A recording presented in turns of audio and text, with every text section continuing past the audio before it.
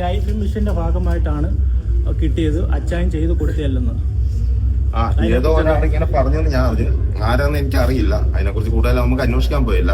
ഇതിന്റെ ഒറ്റ കാര്യം നിങ്ങൾ ചിന്തിച്ചാൽ മതി. നിങ്ങൾ തന്നെ ചിന്തിക്കാം. 40 ഷോപ്പ് തുടങ്ങി, ഇന്ന് 40ാമത്തെ ഷോപ്പാണ്. 40 ഷോപ്പ് തുടങ്ങി 40 കടയും ഞാൻ പണിതു. ശരിയാണല്ലോ. 40 ഷോപ്പ് പണിതപ്പം 40 വീട് ഞാൻ പണിത് കൊടുത്തു. 40 വീട് പണിയുമ്പോൾ സ്വാഭാവികമായിട്ട് 2-3 വീടുകൾ തറ പണിത വീടുകളായിരിക്കാം. അപ്പൊ അവരെന്നോട് കരഞ്ഞു പറഞ്ഞിട്ടുണ്ട്, അച്ഛാ ഇതൊന്ന് തീർത്ത് തരാമോ എന്ന് ചോദിച്ചു. അപ്പൊ ഞാൻ ഉറപ്പായിട്ട് നമ്മൾ തീർത്ത് കൊടുക്കും. ആ വീട് പണിതപ്പോഴും ഏകദേശം 4-5 ലക്ഷം രൂപയോളം എനിക്ക് ചെലവായിട്ട് അതിന്റെ എഗ്രിമെന്റ് കാര്യങ്ങളൊക്കെ ഉണ്ട്.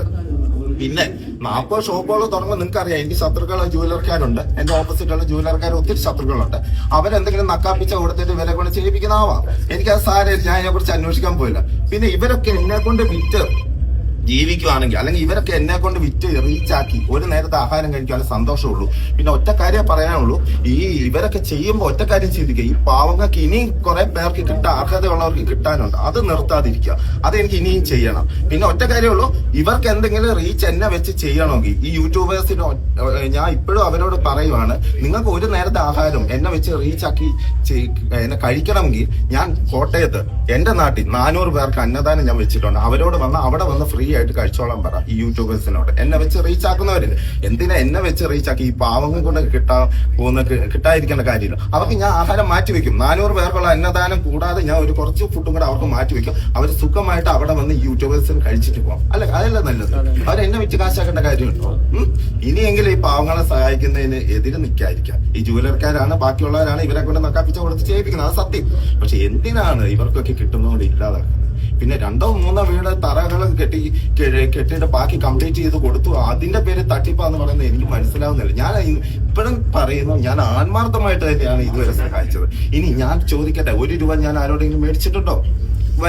എന്റെ വരുമാനത്തിൽ നിന്ന് ചെയ്യുന്നേ. പിന്നെ എന്തിനാ എല്ലാവർക്കും വിഷമം? ഞാൻ ആരോടും മേടിക്കാതെയാണ് ചെയ്യുന്നത്. എന്റെ വരുമാനത്തിൽ നിന്ന് ഞാൻ ചെയ്യുന്നത്. നാളെ ചെയ്തില്ലെങ്കിൽ ചെയ്തില്ലെന്നേ ഉള്ളൂ. അല്ലെങ്കിൽ ചെയ്ത കാര്യങ്ങൾ കംപ്ലീറ്റ് ആയിട്ട് ആത്മാർത്ഥമായിട്ട്. ഇത് മാത്രമല്ല, ജപ്തി, അതുപോലെ വീട് പണി, അതുപോലെ വിദ്യാഭ്യാസം, അന്നദാനം ഉൾപ്പെടെ കല്യാണം, ഇതെല്ലാം ഞാൻ ചെയ്യുന്നുണ്ട്. നിങ്ങൾക്കറിയാലോ. ഇതിന് നാളെ നിർത്തണമെങ്കിൽ ഇവര് പറഞ്ഞു തന്ന പിള്ളേരുടെ പേര് ഞാൻ നിർത്തേണ്ട കാര്യം കേട്ടോ. ഈ കോടിക്കണക്കിന് ജനങ്ങളെല്ലാം സ്നേഹിക്കുന്നില്ല.